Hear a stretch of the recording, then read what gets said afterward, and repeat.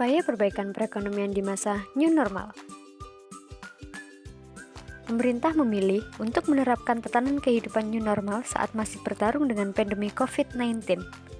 Meskipun menimbulkan pro dan kontra di masyarakat, keputusan ini diambil demi memulihkan kondisi ekonomi. Namun, bagaimana jika di saat diberlakukannya new normal, kondisi ekonomi masih belum stabil? Misalnya, harga jual di pasar yang masih tinggi, bertambahnya angka pengangguran, dan lain sebagainya.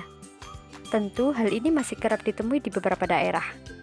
Untuk itu, demi menstabilkan perekonomian masyarakat, harus merubah pola pikir mereka untuk lebih mandiri dan tidak bergantung kepada orang lain. Jadi, apa aja sih upaya yang bisa dilakukan masyarakat untuk memperbaiki perekonomian mereka di era new normal ini? Yang pertama, memanfaatkan aset dan potensi yang dimiliki masyarakat. Misalnya di area pedesaan, tentu banyak lahan yang bisa dimanfaatkan untuk dijadikan lahan pertanian.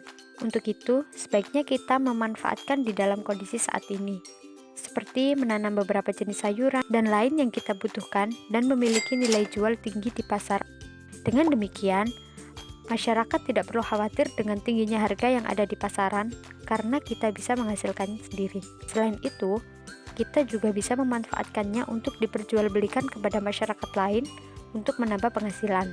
Atau bisa juga kita olah hasil kebun menjadi sesuatu yang memiliki nilai jual tambah sehingga bisa menambah kreativitas dan harga jual. Yang kedua, berwirausaha atau berdagang. Sesuai anjuran Nabi Muhammad SAW kepada kaumnya agar berdagang. Ini juga merupakan salah satu upaya untuk menstabilkan ekonomi loh. Dengan ini, masyarakat tidak perlu takut lagi kehilangan pekerjaannya atau bahkan di PHK. Dengan berwirausaha, maka kita memilih untuk mandiri dalam bekerja untuk memenuhi kebutuhan sehari-hari. Berdagang pada masa ini tidak harus secara langsung atau tatap muka loh. Kita bisa memanfaatkan sosial media untuk bisa berdagang. Dan jangkauannya pun semakin luas. Dan yang ketiga, mengatur keuangan dengan baik.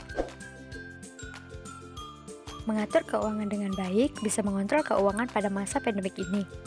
Bahan pokok tentunya semua pada naik. Maka dari itu, kita bisa menyetok keperluan pokok terlebih dahulu agar keuangan kita bisa terkendali.